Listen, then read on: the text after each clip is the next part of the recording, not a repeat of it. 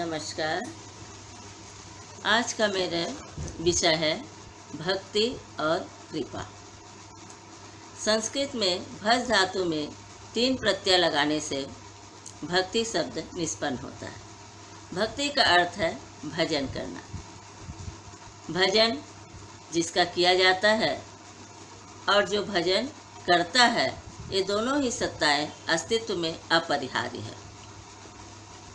अंतर के प्रेम भाव से ईश्वर का आह्वान करना अर्थात भीतर की चरम आकुति या एकांतिक ऐष्णा से उनको जीवन का ध्रुव मानकर आह्वान करने का नाम है भक्ति।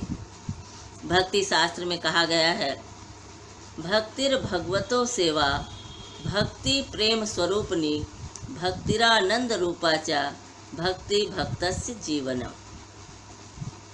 भक्ति क्या है? भक्ति सेवा है। भक्ति प्रेम स्वरूपा है। अगर भगवान जागतिक वस्तु को देना भी चाहे तो भक्त कहता है कि मुझे नहीं चाहिए भगवान। ऐसा जो प्रेम है, ऐसी जो भक्ति है, वह कहलाता है प्रेम स्वरूप भक्ति। भक्तिरानंद रूपाचा, भक्ति आनंद स्वरूप है। भक्ति भगवान को आनंद देने के लिए किया जाता है। भक्ति इसलिए नहीं किया जाता कि उससे स्वयं को आनंद की प्राप्ति हो या स्वयं को कुछ प्राप्त हो। भक्ति भगवान को आनंद देने के लिए किया जाता है। भक्तिरानंद रूपाचा, भक्ति एकांत इच्छा है। भक्ति भक्तस्य जीवनम, भक्ति भक्त के जीवन है। जिस तरह से मछली को जल से निकाल दिया जाए तो उसका अस्तित्व नहीं रहता, वह तड़पने लगते हैं और कुछ समय में वह मृत्यु को प्राप्त हो जाता है। उसी तरह से अगर भक्त के जीवन से भक्ति को निकाल दिया जाए तो उनका अस्तित्व समाप्त हो जाता है। अर्थात भक्ति भक्त के जीवन का सार है। आनंद सूत्र में भी कहा गया है, भक्तिर भगवत भावना न स्तुति न अर्चना। भक्ति है ईश्वर की भावना ग्रहण करना, न कि स्तुति और अर्चना करना।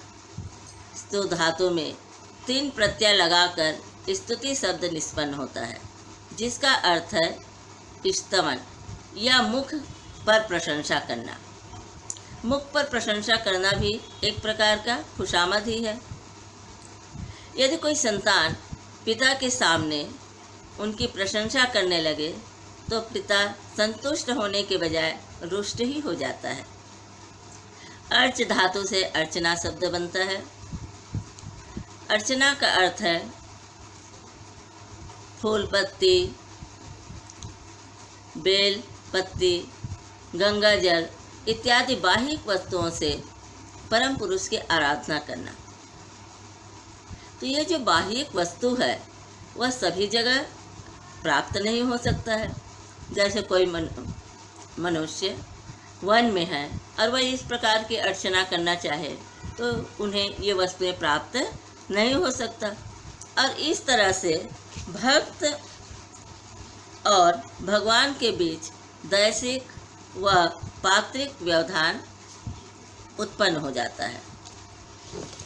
इसमें प्रतिष्ठित होने में अनेक असुविधाएं होंगी, पर ईश्वर की भावना लेते लेते साधक धीरे धीरे क्रमशः उनकी ओर आगे बढ़ता चला जाता है। यादृशी भावना यस्य सिद्धिर्भवति तादृशी। जितनी उनकी भावना लेगा उतना ही भक्त या साधक ईश्वर के सानिध्य में पहुंचता जाएगा। परम पुरुष की भावना लेते लेते वे भी परम पुरुष बन जाएंगे। ईश्वर की निकटता के कारण मनुष्य के हृदय में भक्ति जगती है, यह जागरण होगा। इस समय भक्त परम पुरुष को एकांत रूप से अपना धन, प्राणों के प्राण आत्मा की तरह पाता है। अपने क्षुद्र अस्तित्व को ब्राह्मी सत्ता में मिला देना ही भक्ति है। अपने आप को बिना परम पुरुष में के चरणों में समर्पित किए मनुष्य को आध्यात्मिक उन्नति नहीं हो सकता। 16 आना आत्मसमर्पण न होने पर ईश्वर की कृपा नहीं मिलती, और अगर ईश्वर की कृपा नहीं मिलेगी तो वह कुछ भी नहीं कर सकता। भक्ति की दूसरी परिभाषा है परानुरक्ति रीश्वरे। रक्ति माने आकर्षण, राग या आकर्षण। अनु शब्द का अर्थ किसी वस्तु के प्रति आकर्षण। आकर्षण भी दो तरह का होता है, अपर ब्रह्म या खंड वस्तु के प्रति आकर्षण। दूसरा है पर ब्रह्म या अखंड वस्तु के प्रति आकर्षण। आकर्षण प्रत्येक वस्तु का स्वाभाविक धर्म है। सृष्टि में प्रत्येक वस्तु दूसरी वस्तु को अपनी ओर आकर्षित करती रहती है। सूर्य इस सौर जगत के प्राण केंद्र है और इस विशाल जगत के समग्र ग्रह उपग्रह उनकी ओर आकर्षित किए हुए हैं। इसी प्रकार हमारा यह जो पृथ्वी ग्रह है अपने ऊपर स्थित सभी वस्तुओं को अपनी ओर आकर्षित कर रहा है। जैसे भौरा मधु के लोभ से फूलों की ओर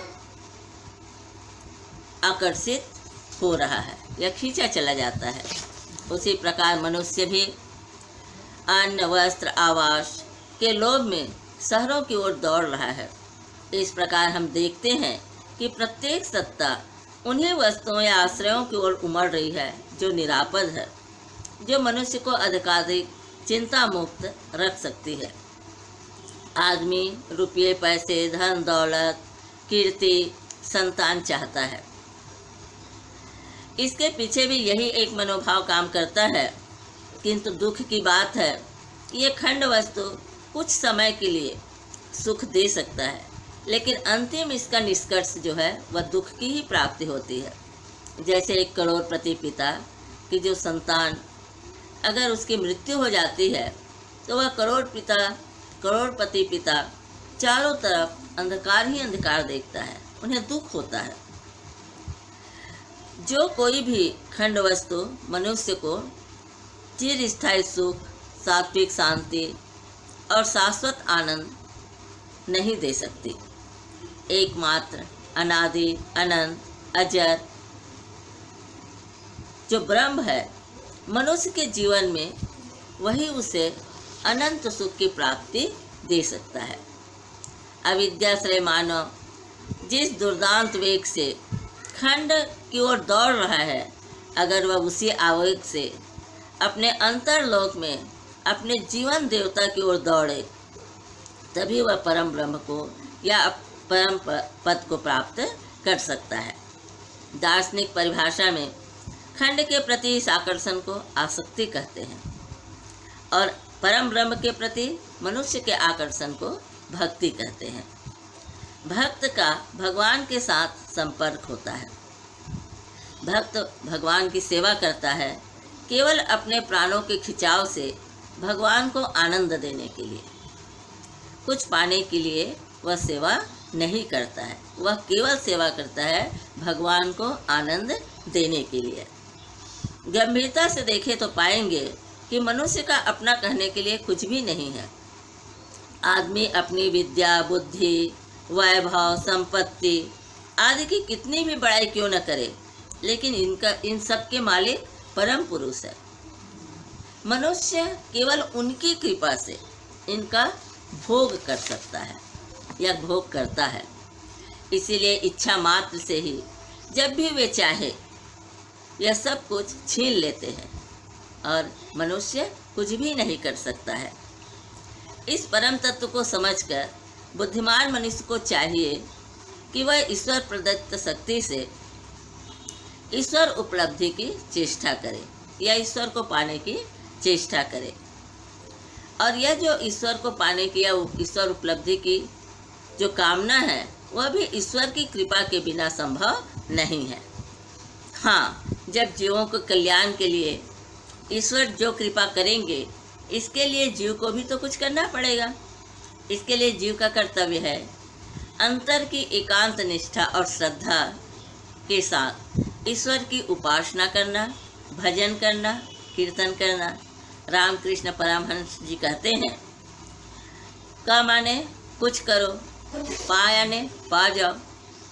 ईश्वर की कृपा पाना जीव का जन्म सिद्ध अधिकार है। अधिकार और कर्तव्य तो एकांकी भाव से जुड़े हुए हैं। अतः कृपा का अधिकार पाने के लिए हृदय में ईश्वर प्रेम जगाना होगा। जिसमें यह भक्ति है वह बड़ा भाग्यवान है और उसे और कुछ नहीं चाहिए। केवल इस भक्ति से वह परम ब्रह्म परमात्मा को पा सकता है या उनका साक्षात्कार उन्हें होगा ही। आध्यात्मिक साधना का मूल उद्देश्य ही है अंदर की इस भक्ति को जगाना और पुष्ट करना। यहाँ एक प्रश्न उठता है, मान लिया जाए कोई आदमी ईश्वर को पाना चाहता है और इसके लिए उसके पास आवश्यक भक्ति भी है, तो वह भगवान को प्राप्त कर सकता है। लेकिन कोई ऐसा आदमी जिसमें भक्ति जगी ही नहीं है और जो साधना करता नहीं है और दर्शन को भी समझता नहीं है, एक साधारण निरक्षर गंवार आदमी जिसे समाज में प्रतिष्ठा भी प्राप्त नहीं है और समाज के लोग उसे घृणा की दृष्टि से देखते हैं, हीन की दृष्टि से देखते हैं, क्या इसके लिए मुक्ति मोक्ष पाना संभव है? क्या इस अवस्था में उसे परमात्मा मिलेंगे? हाँ, मुक्ति मोक्ष सब जीवों का जन्म सिद्ध अधिकार है। परमात्मा के निकट शिक्षित, अशिक्षित, गोरे, काले, धनी, निर्धन, नर, नारी, इस प्रकार का किसी प्रकार का भेद नहीं है। बाह्य भेद का कोई स्थान ही नहीं है ईश्वर के सामने। ईश्वर अंतर्यामी है। वे अंतर हृदय देखकर ही न्याय करते हैं। यहाँ तक कि परमात्मा के पास पापी और पुण्यवान दोनों को मोक्ष लाभ का समान अधिकार है। परमात्मा मनुष्य के आंतरिक भावों को देखते हैं। ईश्वर को जानने की तीव्र आकांक्षा, उन्हें एकांत रूप से पाने की आकुति, उनके प्रति निविड़ आकर्षण अर्थात परमात्मा के साथ मिलने की जो अपार दर्द, तड़प, पीड़ा, उसी से वे जीवों को पहचानते हैं। मंद्रित मन मोहन मम मूर्त ममता तुम्हें करुणा करो अर्थ के, करुणा करो अर्थ के, शरण आगतो आमी मंद्रित मन मोहन मम मूर्त ममता तुम्हें। हे मेरे मनमोहन प्रभु, तुम तो ममता की मूर्ति हो। पीड़ित की पुकार पर करुणा करो। मैं तेरे शरणागत हूँ प्रभु। इस भक्ति का जागरण कैसे होता है? इसका एक ही उत्तर है, जन्म जन्मांतर की साधना और सुकृति। ऐसे लोग निश्चय ही भाग्यवान हैं, क्योंकि वे इसके कारण अनायास से ईश्वर की कृपा पाने में समर्थ हो जाते हैं। मान लो किसी में पूर्व जन्म की ऐसी साधना और आकुति नहीं है या सुकृति नहीं है, तब उसमें भक्ति जगेगी या नहीं? ईश्वर की कृपा उसे मिलेगी या नहीं? अवश्य मिलेगी।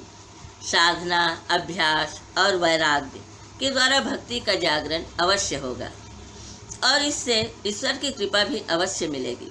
यहाँ तक कि केवल एक दिन की उदग्र इच्छा वाला ऐसी अंत्य की भक्ति का जागरण अगर उसमें हो सकता है या हो जाता है, बस इससे ही काम हो जाता है, ईश्वर की प्राप्ति हो जाती है। दस्यु रत्नाकर का उदाहरण इसका प्रमाण है। अपने जीवन के प्रारंभ में उसके जैसा हिंसक, नरघातक दस्यु संसार में बहुत कम हुए हैं। मात्र कुछ वर्षों में उसने कई हजार लोगों की जानें ले ली। ऐसा जघन्य, नृशंस, नरघातक भी ईश्वर की कृपा पाने से संभव या वंचित नहीं हुआ है। उन्हें ईश्वर की कृपा प्राप्ति हुई है। दस्यु जीवन की भयानक आत्मग्लानि ही इसके लिए नरकाग्नि सिद्ध हुआ है। वह उससे निकलकर शुद्ध, बुद्ध, पवित्र, दिव्य जीवन जीने के लिए व्याकुल हुआ।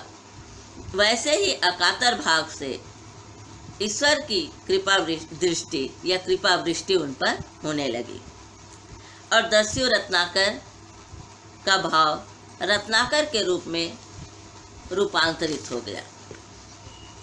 साफ बात यही कही जाए तो दस्यु रत्नाकर का जीवन सर्वसाधारण मनुष्य से बहुत ही हीन था, परंतु मन उदग्र ईश्वर को पाने की जो उन्मेष था, ऐसे पापी भी एक महान मानव के रूप में रूपांतरित हो गया।